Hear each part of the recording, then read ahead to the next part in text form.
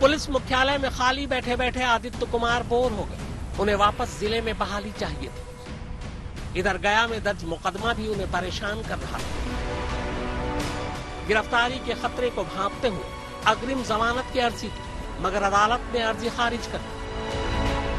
अब गिरफ्तारी से बचने और जिले में वापस बहाली का एक ही रास्ता बचा था।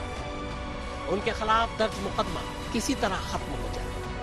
और यहीं से एक पुलिस अफसर ने एक क्रिमिनल की तरह सोचना शुरू कर दिया। साजिश पटना के एक रेस्तरां और आदित्य कुमार के घर में रची गई। तय यह हुआ कि आदित्य कुमार का एक जालसाज दोस्त अभिषेक अग्रवाल पटना हाई कोर्ट का फर्जी चीफ जस्टिस बनेगा और बिहार के डीजीपी को फोन कर मुकदमा खत्म कराएगा। वैसे पटना के असली चीफ जस्टिस का नाम संजय करोल है। इसी के बाद पिछले महीने सितंबर के शुरू में नया सिम और मोबाइल खरीदा गया। अब साजिश के तहत अभिषेक अग्रवाल ने सबसे पहले तो इस नए सिम के नंबर पर डीपी में चीफ जस्टिस की ही तस्वीर लगाई। इसके बाद डीजीपी के सरकारी मोबाइल नंबर पर फोन घुमाना शुरू कर दिया। खुद को चीफ जस्टिस बताते हुए उसने डीजीपी से एसएसपी आदित्य कुमार के खिलाफ गया में दर्ज शराब से जुड़ा वही मुकदमा खत्म करने और आदित्य कुमार को केस में क्लीन चिट देने को कहा। सितंबर के महीने में अभिषेक ने कई बार डीजीपी को फोन मिलाया, कभी व्हाट्सएप कॉल तो कभी नॉर्मल नंबर पर। एक दो बार तो फोन पर उसने डीजीपी साहब को अपनी नाराजगी भी दिखाई, जिसके बाद खुद डीजीपी साहब ने पलटकर उसे फोन किया, यानी फर्जी चीफ जस्टिस को फोन किया। खैर, आदित्य कुमार का यह आइडिया रंग लाया। 4-5 कॉल के बाद ही 5 सितंबर को एसएसपी आदित्य कुमार के खिलाफ दर्ज केस खत्म करते हुए डीजीपी साहब ने उन्हें क्लीन चिट दे दी। जालसाज अभिषेक अग्रवाल ने पूछताछ में बताया है कि आईपीएस आदित्य कुमार पर चल रहे प्रोसीडिंग को खत्म कराने और उनकी पोस्टिंग कराने के लिए उसने पटना हाई कोर्ट के मुख्य न्यायाधीश के नाम का इस्तेमाल किया ताकि बिहार के डीजीपी उसके प्रभाव में आ सके और उसका काम हो जाए।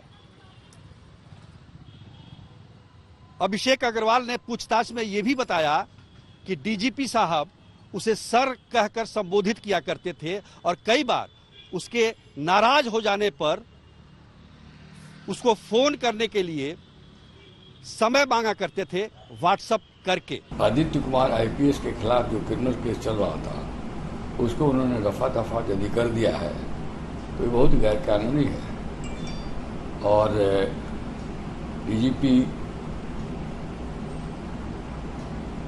जैसे पद पर रहने वाले पदाधिकारी के जो लीगल एक्यूमेंट या एडमिनिस्ट्रेटिव एक्यूमेंट कहते हैं उसका अभाव पाया जा रहा है। उनको समझना चाहिए था कि चीफ जस्टिस या ऑनरेबल जज ऑफ हाई कोर्ट किसी इंडिविजुअल केस की पैरवी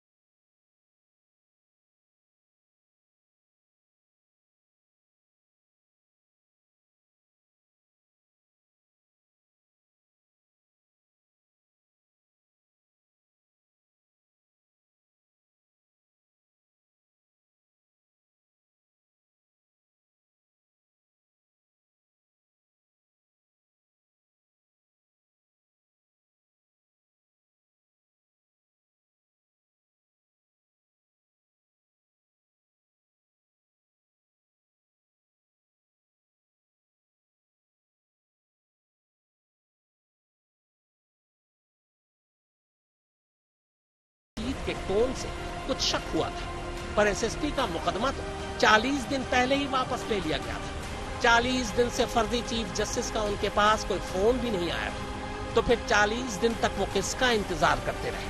अगर बातचीत के टोन से उन्हें पहले ही शक हो गया तब उसी वक्त उन्होंने इसकी तस्दीक क्यों नहीं की, या किसी से इसकी शिकायत उस वक्त ही क्यों नहीं की?